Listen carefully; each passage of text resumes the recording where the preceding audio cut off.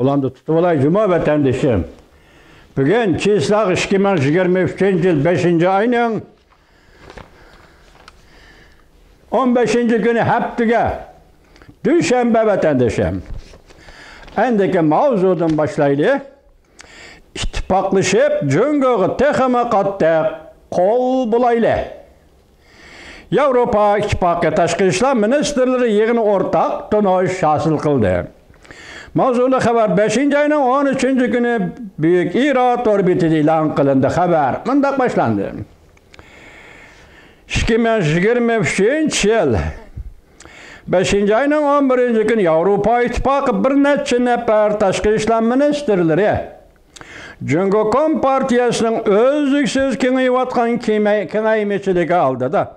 Avrupa İttifaklaşıp Beijing'e texime kattık meydan kollanışı gerek de fikir kılıştı.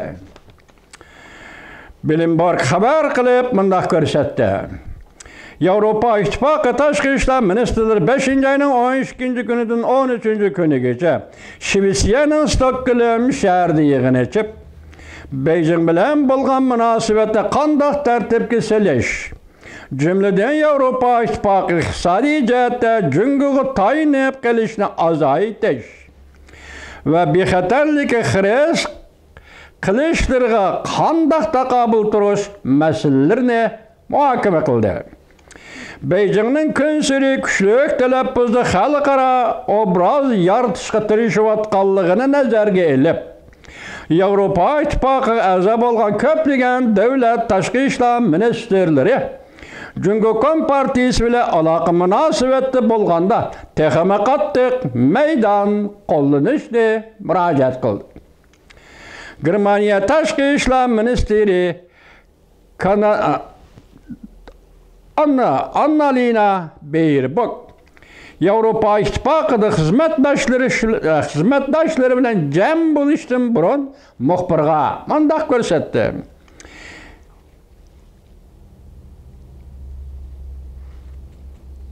Gayri buluvatqani shu bo'ldiki, Jungo Kompartiyasiga munosabatlik raqobat.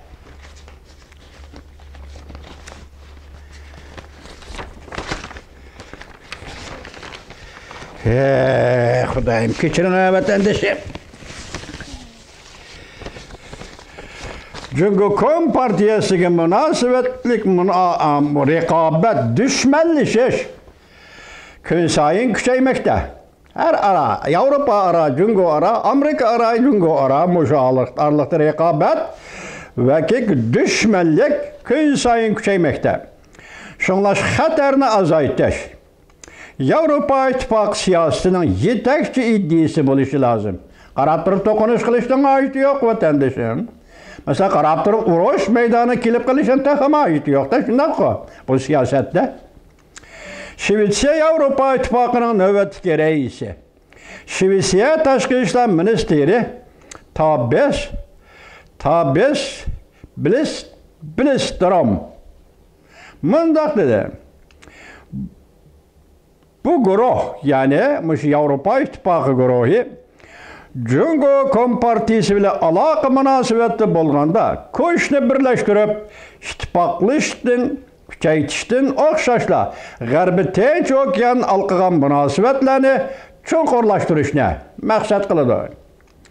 Avrupa İttifaqı dal hozir Jungo Kompartiyasiga birlikka kelgan siyosat qo'llanishga izlanayotdi.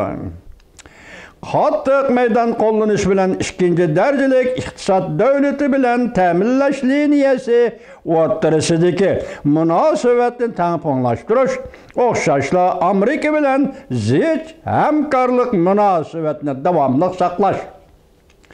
Shvetsiya tashqi ishlar ministri Billström qanday ko'rsatdi? Her qaysi davlatlar Jungo bilan munosabatda bo'lganda herkes aqlona bo'lib ketmasligi lozim. Jungoning iqtisod davlati ekanligini, shundaqla bir partiyalik tuzumdagi mustabid bir davlat ekanligini herkes unutib qolmaslik lozim deb ko'rsatdi.